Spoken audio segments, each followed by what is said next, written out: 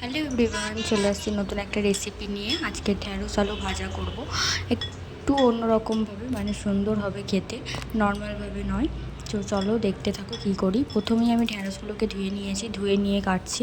আলুগুলোকে কেমনভাবে কেটেছি দেখে নিয়েছি, তারপর ধুয়ে নিয়েছি। তারপর 5 ফোড়ন, শুকনো লঙ্কা, এখানে আমি তার উপরে নুন হলুদ দিয়ে দিয়েছি। দেওয়ার পরে কিন্তু আমি ঢ্যাঁড়স আলু ভাজাটা দিয়েছি। 5 ফোড়ন দিলে দেখবে অনেকটাই সুন্দর লাগে খেতে। তোমরা জাস্ট ট্রাই করে দেখো, যারা ট্রাই করোনি। আর যারা ট্রাই করছো তাদেরকে কিছু বলার নেই, তারা একটা লাইক কমেন্ট শেয়ার করে দিও। আমি ঢ্যাঁড়স আলু ভাজাটা চারদিকে ছড়িয়ে 5 মিনিটের জন্য এটা ঢাকা দিয়ে রেখেছিলাম। তারপর খুলে আবার একটু ভেজে নিয়েছি, নিয়ে ঢাকা দিয়ে আলুটাকে সিদ্ধ করে নিয়েছি।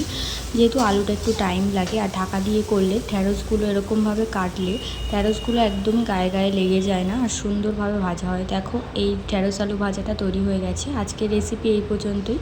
কেমন হয়েছে অবশ্যই কমেন্টে জানিও। নর্মাল রেসিপি কিন্তু খেতে অসাধারণ লাগে। তোমরা জাস্ট ট্রাই করে দেখো কেমন হয়েছে, খেয়ে অবশ্যই আমাকে বলো। ভালো লাগলে লাইক কমেন্ট শেয়ার করে দিও। টাটা।